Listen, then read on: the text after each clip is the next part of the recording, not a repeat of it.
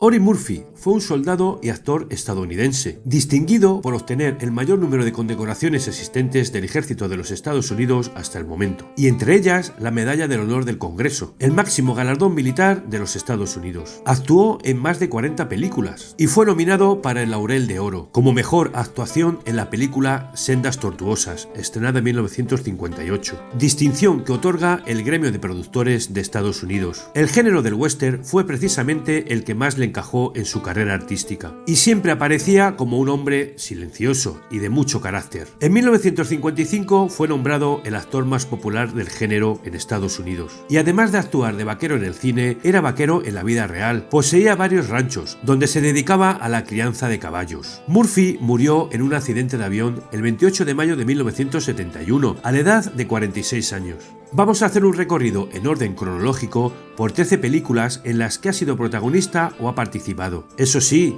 no están todas las que son, pero sí son todas las que están. Sierra, película estrenada en 1950. Jeff y su hijo, domadores de caballos salvajes, viven escondidos en las montañas, ya que Jeff está acusado de un crimen que no cometió, y las cosas cambian con la llegada de una joven, que pondrá en peligro su tranquilidad. Los asaltantes de Kansas, película estrenada en 1950. Jesse James y sus hermanos se unen a un grupo de criminales y forajidos, acabando todo en una situación muy inesperada. Medalla Roja al Valor, película estrenada en 1951. Durante la Guerra Civil norteamericana, un joven acabará descubriendo que la vida de soldado resulta más horrorosa que divertida, aunque al final se convertirá en un hombre valeroso y entregado en el campo de batalla. Honor y Venganza, película estrenada en 1954. Nos situamos en una pequeña ciudad fronteriza, controlada por un mafioso, y tras la muerte del sheriff, este asigna a un borracho el puesto. Pero lo que no sabe es que el nuevo sheriff contará con la ayuda de un joven descendiente de uno de los justicieros más famosos del lejano oeste. Brigada de Mujeres, película estrenada en 1957. Durante la Guerra de Secesión, un joven soldado deserta del ejército. Quiere avisar y proteger a un grupo de mujeres de un inminente ataque de los indios, y acabarán refugiándose en una misión abandonada. La Última Bala, película estrenada en 1957. La compañía del ferrocarril decide contratar a un pistolero para atajar el robo que están cometiendo